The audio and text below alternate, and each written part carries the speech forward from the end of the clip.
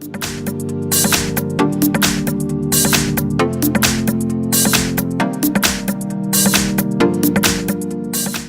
I've got HUAWEI Y7 2019, and let me show you how to find Imei number on the following device.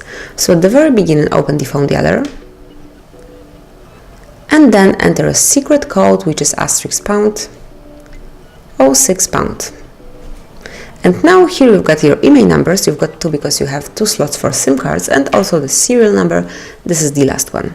Tap on OK to go back, and now we will open the Imei numbers for the settings. So it's the second method.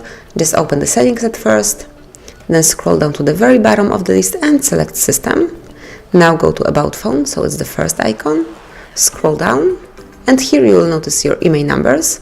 And if you would like to see your serial number, just go to the status, and here you've got serial number.